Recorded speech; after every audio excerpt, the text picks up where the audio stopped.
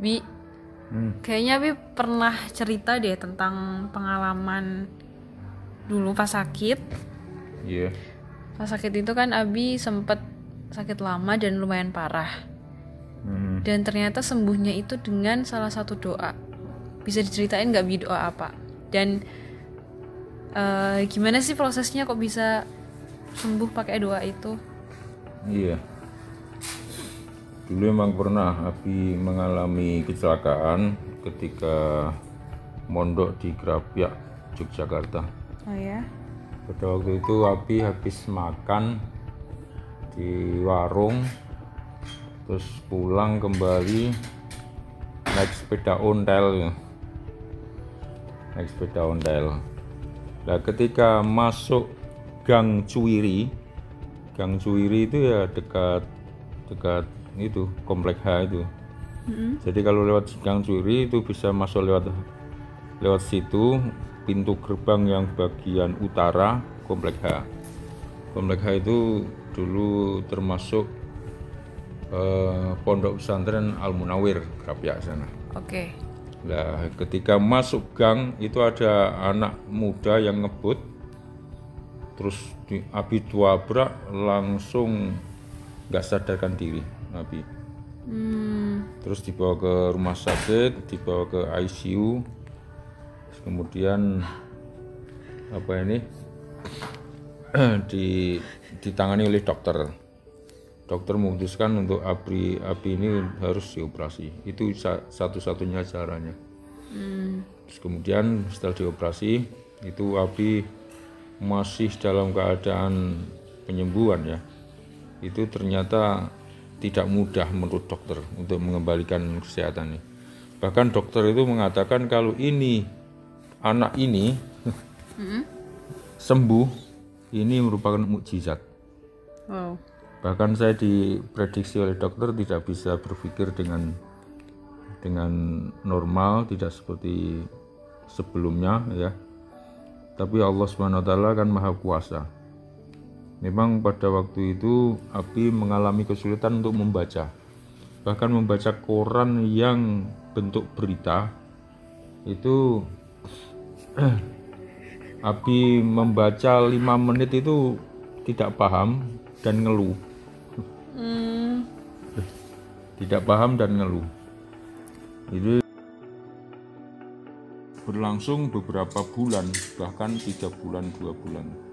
Nah, sementara itu Abi masih kontrol di dokter. Nah, setiap Abi kontrol itu diberi resep dokter dengan harga obat waktu itu 300 ribuan. Wow. Itu 300 ribu itu per minggu, dan sebelum masa krismon. Jadi kita bisa bayangkan waktu itu ya, kalau diukur dengan harga sekarang mungkin ya 1 jutaan. Itu sampai 2 bulan 3 bulan Abi merasakan kok perkembangannya tidak signifikan, bahkan Abi merasakan tidak mengalami perkembangan. Okay. Nah, tapi Abi kan tidak putus asa. Nah, inilah pentingnya penanaman akidah sejak kecil, sejak SD, SMP itu penting. Dan Abi walaupun mengalami gangguan itu ya, gangguan berpikir, terus ingatan itu banyak yang lupa, tapi Allah masih memberi ingatan bagi Abi, yaitu diantaranya surat Yasin. Awalaisal ladzi khalaqas samawati wal arda biqadirin ala an yakhluqa mislahum bala huwal khallaqul alim. Tidakkah Allah Tuhan yang menciptakan langit dan bumi itu mampu menciptakan makhluk seperti mereka? Tentu bisa. Dan Allah maha pencipta dan maha mengetahui. Nah, ini terus kemudian Abi memahami begini. Lah iya, Allah Ta'ala itu menciptakan makhluk yang persis seperti sekarang ini saja bisa. Apalagi hanya mengubah, apalagi hanya menyembuhkan orang yang sakit jadi sembuh. Itu kan betapa kecilnya bagi Allah. Terus Abi terus berusaha mencari wasilah dengan doa-doa. Itu diantaranya Abi menemukan hadis banyak riwayat, tapi diantaranya itu yang tertera di kitab Al-Mustadrak ala Sahihaini yang ditulis oleh Imam Al-Hakim An-Naisaburi. Nah, di sana ada dialog antara sahabat dengan Rasulullah sallallahu alaihi wasallam. Nah, ini apa itu? Hadisnya itu An Sa'd bin Malikin radhiyallahu anhu qala sami'tu Rasulullah sallallahu alaihi wasallam yaqulu hal adullukum ala asmillahil a'zam alladzi idza tunya bihi ajaba wa idza su'ila bihi a'ta. Sa'id ini seorang sahabat, Sa'ad bin Malik, pernah bercerita, saya pernah mendengar Rasulullah SAW bersabda, maukah aku tunjukkan kepadamu yaitu nama Allah yang Maha Agung, yang apabila nama Ismul A'zam itu digunakan untuk berdoa, Allah pasti mengijabahi, dan apabila Allah dimintai dengan Ismul A'zam itu, Allah memberi, yaitu terus Rasulullah meneruskan ad-da'watul lati da'a biha Yunusu haitsu nadahu fi dzulmatis salas la ilaha illa anta subhanaka inni kuntu minadz zalimin. Yaitu Ismul A'zam itu tadi doa Nabi Yunus yang dibaca ketika dia berada di 3 kegelapan. 3 kegelapan ini maksudnya kegelapan malam, kegelapan perut ikan, dan kegelapan lautan. Gitu ya. Dan ini ada syarah dalam kitab yang lain. Terus ada sahabat yang bertanya, ya Rasulullah, hal kanat li Yunusa khosoh amlil mu'minina amah. Salah seorang sahabat bertanya, wahai Rasulullah, apakah itu doa khusus Yunus atau juga untuk kaum mukminin secara umum?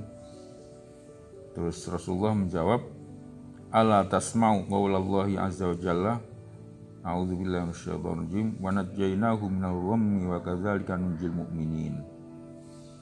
Terus tadi kan bertanya ya, apakah ini khusus untuk Nabi Yunus apa untuk bisa digunakan oleh kaum mukminin secara umum? Terus Rasulullah menjawab, tidakkah kamu mendengar firman Allah azza wa jalla wa najjaynahu minal ghammi, demikian wa najjaynahu minal ghammi, dan aku selamatkan Yunus dari kesusahan, wa kadzalika nunjil mu'minin, demikian juga aku selamatkan orang-orang mukmin. Jadi ini tidak khusus untuk Nabi Yunus, tapi siapa saja yang menggunakan doa ini maka dia akan diijabahi doanya oleh Allah SWT. Terus kemudian waqala Rasulullah sallallahu alaihi wasallam ayyuma muslimin da'a biha fi maradihi arba'ina marratan famata fi maradihi dzalika utiya ajra syahid wa in baro'ah wa qad ghufira lahu jami'u dzunubi. Terus Rasulullah bersabda, siapa saja seorang muslim yang berdoa dengan doanya Nabi Yunus tadi dalam keadaan sakitnya, membaca sebanyak 40 kali, itu dibaca 40 kali ya, terus kemudian mati dalam keadaan dia sakit itu, dia akan diberi pahala seperti pahalanya orang yang mati syahid. Ini kan luar biasa, padahal dia mati dalam keadaan sakit biasa, tidak dalam peperangan, tapi kalau dia membaca itu dia akan mendapatkan pahala seperti pahalanya orang yang mati syahid. Terus kemudian kalau dia sembuhlah, maka dia akan diampuni dosa-dosanya, semua dosanya itu.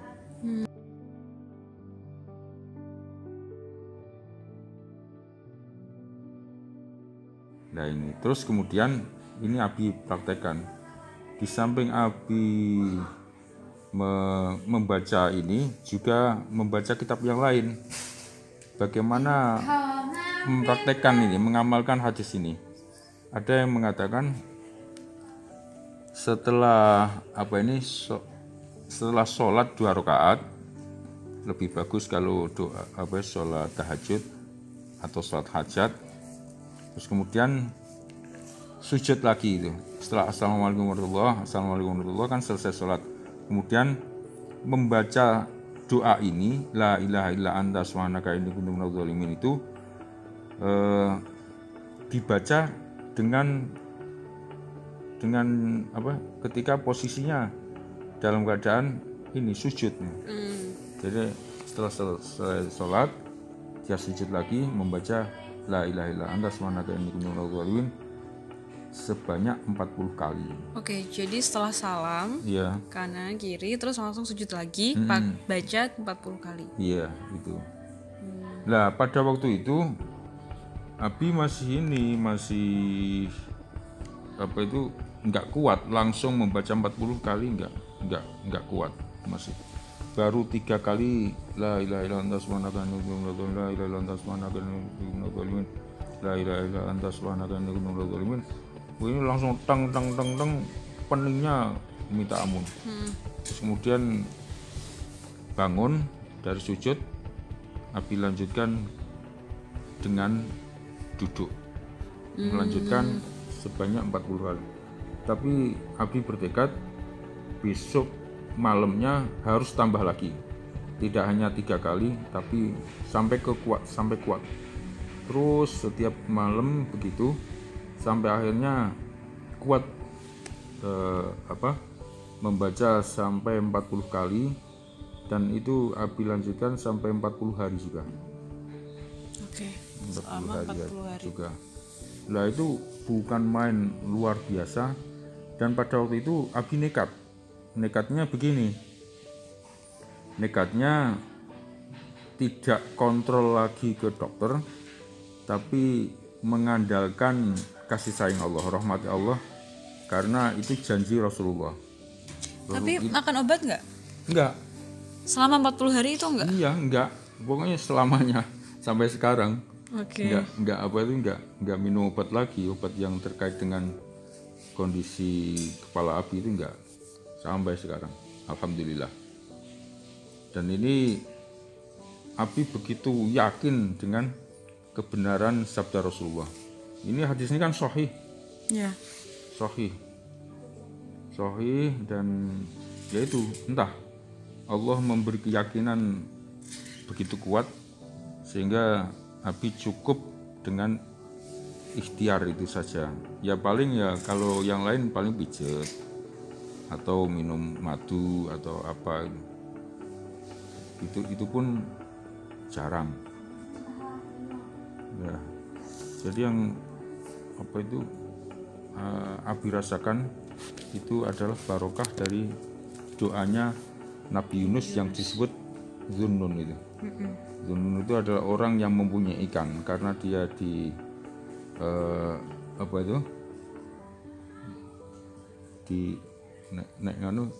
diuntal ikan itu bahasa Arab ya, bahasa Indonesia diuntal. Iya. Dilempar. Enggak, dicaplok oleh ikan. Iya. Ikan nun, maka dia disebut Zunnun. Oke. Nah itu terus kemudian kan Abi mendengar juga bahwa kata dokter, Abi jangan diharap bisa berpikir normal seperti sebelum mengalami cedera di otak. Itu sempat Abi mendengarkan, tapi Abi kan innallaha ala kulli syai'in qadir. Idza arada syai'an ayaqula lahu kun fayakun. Allah, sesungguhnya Allah itu kuasa terhadap segala sesuatu. Dan apabila Dia berkehendak, maka cukuplah dengan sabda kun fayakun, jadilah maka menjadi ada. Ini terus kemudian lah hasilnya bukan main nih. Setelah itu Abi merasa enteng sekali kepalanya dan kemampuan membaca, memahami kitab maupun buku atau koran atau apalah tulisan itu semakin meningkat secara signifikan. Sehingga Abi waktu itu pada tahun 90-an lah, 90, 91 pas di sana ada MTQ nasional yang digelar di Jogja, yang diselenggarakan di alun-alun kota Jogja. Itu Abi mencoba menulis artikel terkait dengan pelaksanaan MTQ. Terus kemudian Abi membuat artikel, Abi berjudul waspadalah wahai qori-qoriah, cukup panjang ya. Sehingga hari Sabtu Abi masukkan artikel itu ke Jogja Pos, hari Seninnya dimuat. Karena panjang dimuat 2 kali, yaitu Senin dan Selasa. Karena saking senangnya Abi, waktu itu bersemangat lagi untuk menulis artikel. Kebetulan waktu itu menjelang hari peringatan Isra Mi'raj. Nah, setelah itu Abi nulis lagi dengan judul Isra Mi'raj dan persiapan penerbangan. Hari Sabtu udah selesai, masukkan ke Jogja Pos, Seninnya dimuat lagi. Wah, ini kan luar biasa. Ini semua hadza min fadli rabbi. Iya. Liyabluwani ashkuru am akfur. Ini adalah karunia Tuhanku untuk mengujiku apakah aku mau mensyukurnya atau mengufurinya. Tapi Bi, sebenarnya apa aja sih manfaatnya itu kan? Kalau di Abi kan pas sakit.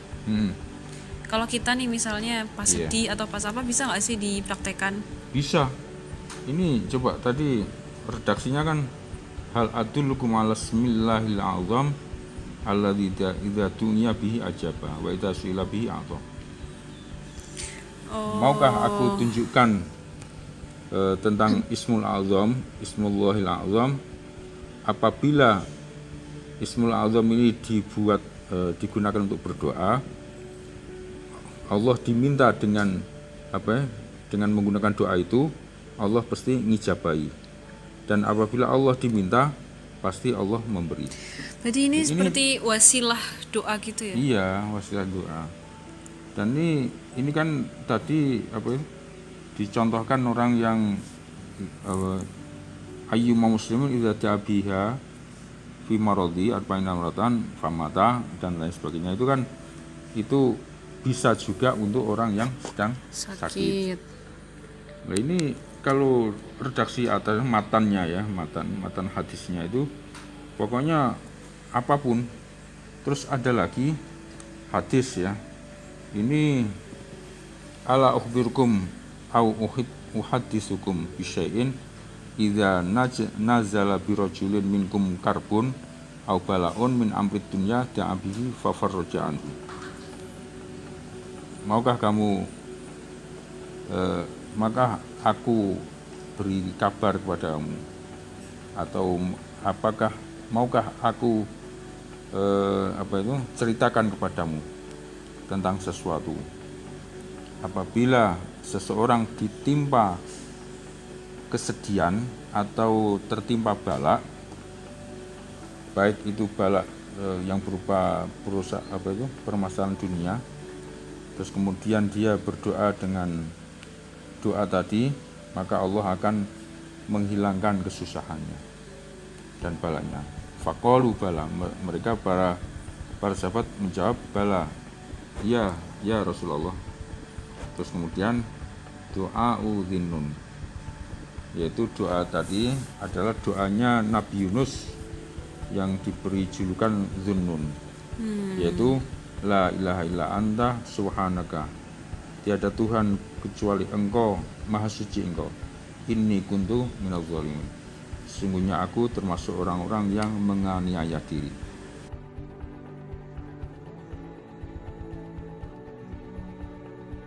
Ini apa? Pokoknya semuanya, semua hajat dunia, masalah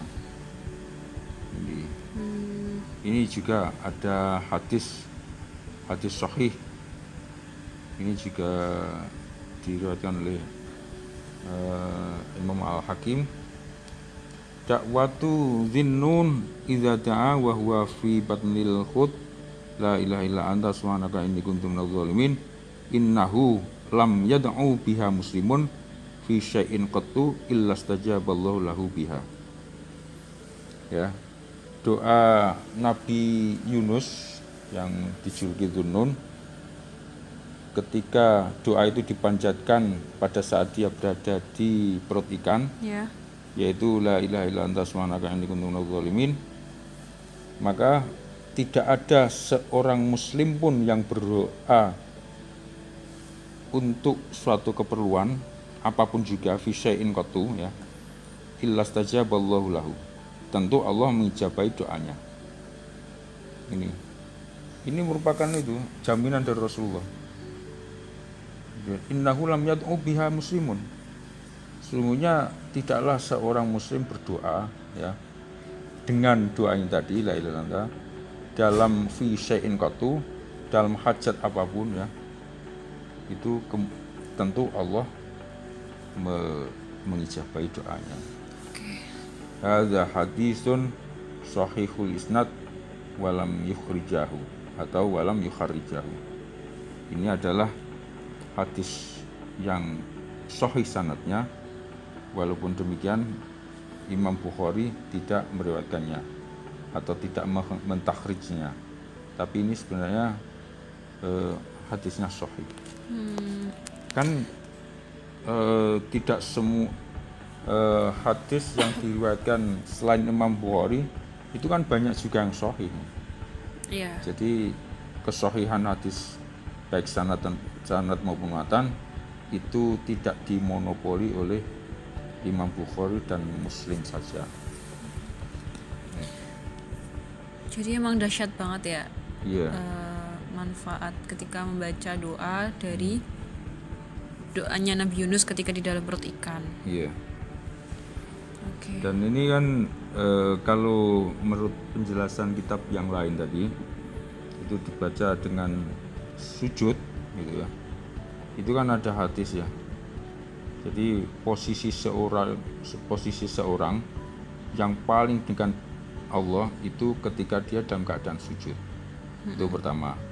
Terus kedua, ini untuk kesehatan. Kalau untuk sujud berarti sirkulasi darah yang menuju ke otak kan semakin lancar. Jadi ini untuk memenuhi oksigen yang memang dibutuhkan oleh otak, ini semakin bagus. Sehingga insya Allah nanti untuk berpikir lebih enak. Terus karena darahnya ini merata, ya, tidak hanya di kaki, yang paling mudah kan di kaki, sebab apa itu medun turun. Jadi selain otak jadi tambah bagus karena aliran darahnya teralirkan dengan lancar. Terus juga kita dapat ketenangan hati juga kan dari doa itu. Posisi kita ketika sujud itu merupakan posisi yang terdekat dengan Allah. Dibanding kita duduk atau berdiri atau berjalan, itu ya. Dan ini dan memang Abi rasakan tuh apa ya, benar-benar signifikan hasilnya. Sehingga ketika itu karena Abi sudah lama nggak kontrol, ya sejak Abi mengamalkan hadis ini, Abi nggak pernah kontrol lagi. Terus kemudian lama sekali, terus kemudian akhirnya Abi kuliah lagi. Terus Abi itu iseng ingin mendengar komentar dokter yang mengenangani Abi dulu. Terus Abi berkata pada dokter, "Dok, saya alhamdulillah sekarang kuliah lagi." kamu kuliah lagi? Iya. Emangnya ada apa dok? Ini benar-benar mujizat dari Allah. Katanya begitu. Sebab menurut menurut ini ya keyakinan dokter, Abi itu sudah divonis nggak bisa mikir normal lagi. Wah. Ya, ini.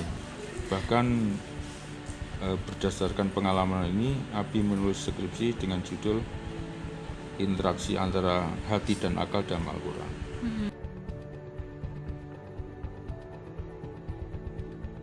Nah kalau misal perempuan kan ada masa yang nggak sholat, Iya. baca ini gimana Boleh. Bi? Nggak dengan sujud nggak apa-apa kan? Ya sujud nggak apa-apa. Oh ya. Tapi Sujud di luar atau sholat. tidak sujud nggak masalah. Itu kan keterangan di kitab lain yang dengan sujud. Tetapi di hadis ini nggak ada keterangan harus sujud atau harus berbaring atau harus. Yang penting berdoa. Oh iya. Berdoa. Cuma ada mungkin ya dia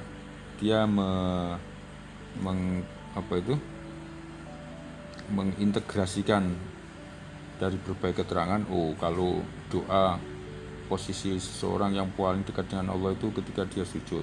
Nah, ini dijadikan untuk wasilah.